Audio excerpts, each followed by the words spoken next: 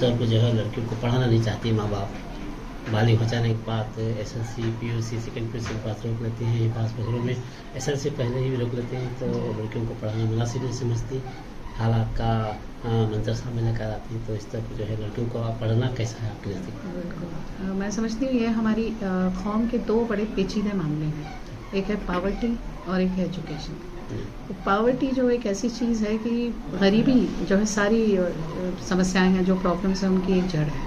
اور ایجوکیشن جو ہے, پاورٹی کو آپ پیسے کما کے دور کر سکتے ہیں, لیکن تعلیم کی جو ہماری غریبی ہے, وہ تعلیم کی غریبی دور کرنے کے لیے پڑھنا بہت ضروری ہے. اور جہاں تک سوال لڑکیوں کا ہے, یہ ہمارے حدیث میں بھی تھا, اور یہ کہا گیا ہمیشہ کہ جو ہے ایک لڑکی کو پڑھانے کا مطلب ہے کہ آپ 7 خاندان پڑھا رہے ہیں. اور یہ بات جو ہے ہم لوگ اگر پیرنٹس نہیں سمجھتے تو بہت مشکل ہے. لیکن ہمارے ایریا میں اور ہمارے جتنے بھی مسلم کمیونٹیز میں ایک ایسے گھر کا ماحول بنا دیا ہے کہ جیسے ہی لڑکی بس تھوڑی سی بالغ ہوئی کسی بھی طریقے سے شادی کر دو. اور ماں باپ یہ سمجھتے ہیں کہ شادی کر کے وہ اپنا بڑا فرض نبھا رہے ہیں. بے شک فرض نبھا رہے ہیں, لیکن ہم کس قابل بنا کے اپنی بچی کی شادی کر رہے ہیں یہ وہ ہم نہیں سوچ رہے ہیں. اور جب تک ہم اس کو قابل بنا کے شادی نہیں کریں گے, تو اگر زندگی میں کون گارنٹی لے سکتا ہے کہ آگے کچھ بھی ایسا ہو جائے, شوہر کا انتقال ہو جائے, گھر کے غریبی حالات ہو جائیں, تو اس وقت وہ بچی کیا کرے گی؟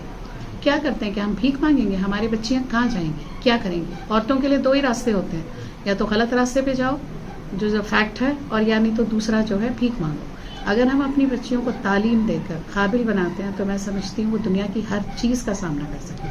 وہ ایک اچھی ماں, ایک اچھی بہو, اور سماج کے لیے بھی ہم سب کی ذمہ داری ہے.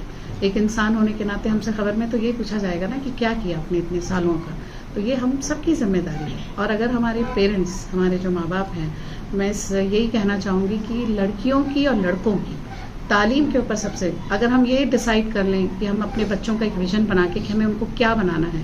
اور آج آپ جس طریقے سے ہمارے حالات دیکھ رہے ہیں کہ ہمارا 4% ریزرویشن جو تھا بچا کچا وہ بھی چلا گیا. اب ہمارے ہاتھ میں کچھ نہیں ہے, صرف ایک ہی ایک ہتھیار ہے, وہ ہے تعلیم.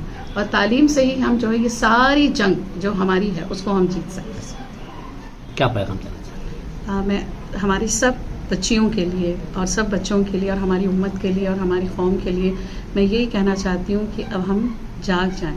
ہم اس طریقے سے سو رہے ہیں کہ ہم جاگے ہوئے ہیں لیکن پھر بھی سو رہے ہیں, لیکن اب وقت ہے کہ آپ اٹھ کر چلیں. اگر آپ لوگ پہل نہیں کریں گے تو ہم اس قدر مٹ جائیں گے کہ ہمارا نام و نشان بھی نہیں رہے گا.